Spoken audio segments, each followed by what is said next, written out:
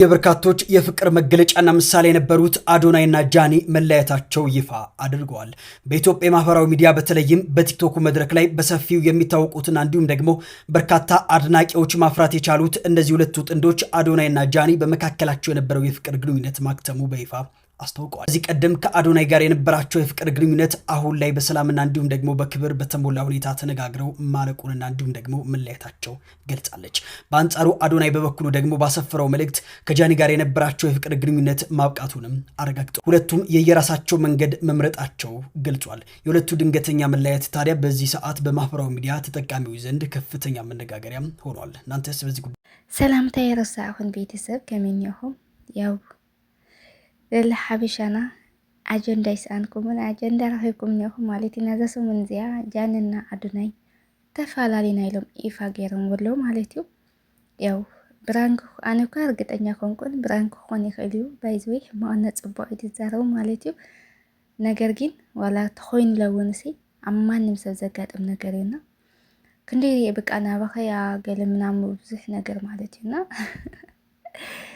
ንስኸን እውን ህይወት ክንሲ እቲ ዝኾነ ሰብሲ ኣብ ህይወትስ ናይ ፍቕሪ ተሽሙ ካብ መጀመርያ ምስ ተፋለጠ ገለሲ ኣይተፈላለየ ማለት ኣይኮነን። ያው ህይወት አንተ ነገር ትፈልጥዎ ዘለኩም ማለት እዩ። ግድን ስለ ዝተፋቐርካ ግድን ስለ ትፋታተ ተካባበር ብቻ ኮንኳን ብሓንሳብ ትኸውን ወይ ከዓ ግድን ተፃሊእካ ኮንኳን ትፈላለ ያው ዝኾነ ነገር ዘይራዳድእ ነገር ተልዩ ወይ ከዓ እግዚአብሔር አምላክ ተዋና ፖይንቲ እግዚአብሔር አምላክ ተዘይፈቅድዎውን ክኸውን ኣይከውንን። ስለዚ ከምዚ ብዙሕ ነገር ኣብቲ ሚድያታት ምስ ጆን መን ሽሙ ጆን ዳንኤል እያ ረኺብዋ ዶ ብዙሕ ነገር ስለ ዝዛረብሎ ከይርኦም ኣይትፍረዱ ማለት እዩና እዞም ቆልዑ እዚኦም ንባዕልቶም ይህልዮም ይኸውን ይኽእል እዩ ወይ ከዓ ዘይራዳድኦም ክኾን ይኽእል ኢና ተዋና ደስ ልበለኒ ግን ብሰላም ምፍልላዮም ማለት እዩና ከይተቃየምካ ክንደይ ከይበፃሕካ ማለት እዩ። ስለዚ እንታይ ክብል ደልየ በቲ በለ ማለት እዩ። ኣንሕና ደቂ ሰባት ለውን መጀመርያና መሰረቱ እግዚአብሔር ክኾን ከሎ መወደእቱ እውን እግዚአብሔር አምላክ እዩ ዝኸውን። እግዚአብሔር አምላክ እዩ ዝኣስሮና ብተመጨረሻና ጀመርናዮ ይመስለኒ ወላሽ ኣብዚ ሚድያ ባይዘይ ብዙሓት ካፕሎች መፅኦም ብዙሓት ፍቑራት ማለት እዩ። ግን መጨረሻኦም ክንርኢ ከለና ግን መዝራብ ከእዩ ንሰሪ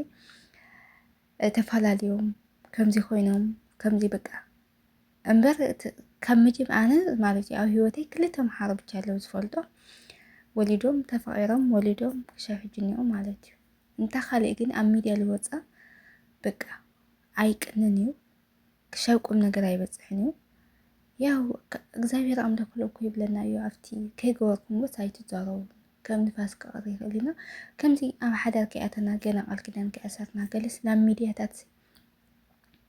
ኣገዳሲ ኣይኮነን ኢለ ይሓስብ ማለት እዩ። መጀመርያ ስትንበር ትገብር ኔእካ ኣይዶኖ ትግዝኡ ሲ ኣይርድአካን እዩ ወይ ንሕና ላ ብቱም መንገዲ እግዚአብሔር ኣይንኸዲ ወይ ሳቶም ላ ወይ እግዚአብሔር አምላክ ለውን ኣይዶኖ ብቻ ይቅር የለና ልቦና ይሃበና መድኃኔዓለም ሓዳርና ፍቅርና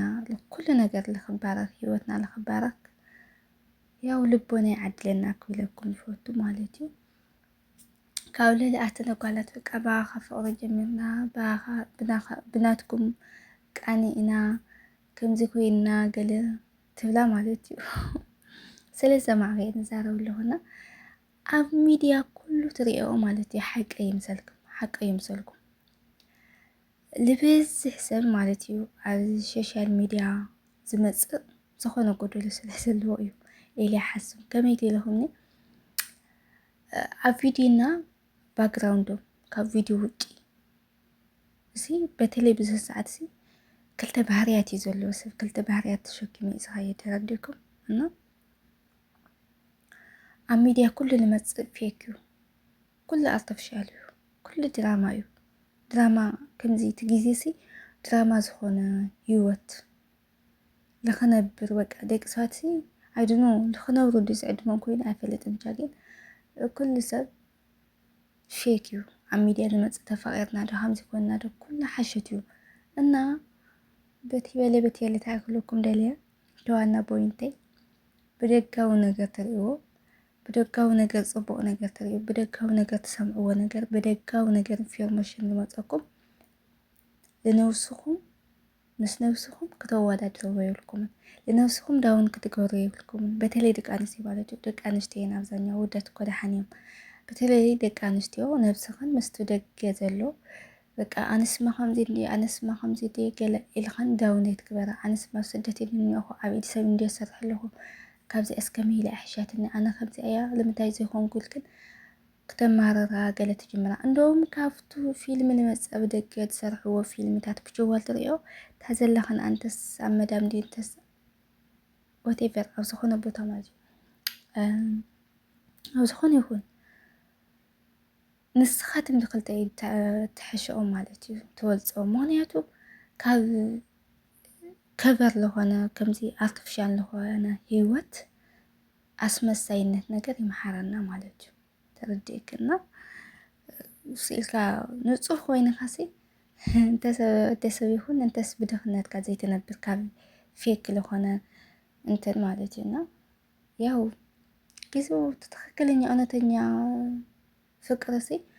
እግዚአብሔር አምላክ ተዓዲሉካ ብቻ እዩ እግዚአብሔር አምላክ ዕድለና ተኾነ ኣብ እግዚአብሔር አምላክ ተኣማመኒ እና ናብ እግዚአብሔር አምላክ ንጸለኒ እና እምበር ባዕልና ንኸድናየ ነገር መጨረሹ ጽቡቕ ኣይኮነን ንድሕሪት ምምላስና ይተርፈናኒ ባይዘይ ከምዚ ፍቅር ለመስ ኮንትራት ኮይኑ ይስምዐኒ ኣሎ ማለት እዩ ኮንትራት ይመስለኒ ሓደ ወዲ ኣፍቂረክን ገለት የልክን እስከመቼ ውለው እስከመቼ እስከ 1 ዓመት ወይ እስከ ወራት በኋላ አይድኑ እና ማለት እዩ ከም ኮይኑ ይስምዐኒ ኣሎ ብቻ ካብዚ ሰውራና መድኃኒዓለም ናይ ልምዓት ቪድዮና እዚኣ ትመስል ነይራ ሓሳብኩም ኢተኹም ናይፈታኹም ኩሉ ኣብ ኮሜንት ኣወግደፉለይ ማለት እዩ ዘጋጠመ ከዓ ሰብስክራይብ ይትረስዑ ጋይስ ብዙሕ ጊዜ ስለልጥፍ ኣለኹ ሰብስክራይብ በሉለይ ሸር ላይክ ኣይተውሕዱለይ ወላ ሰብስክራይብ ድፎ ሸር እና ላይክ ኣይተውሕዱለይ ማለት እዩ ናማሓዘትኩም ብቻ ኣብዚ ዲና ለና ደሕና ቆኒ ሰሰናይ ጠጥዑምናኹም ፈቶኩም እየ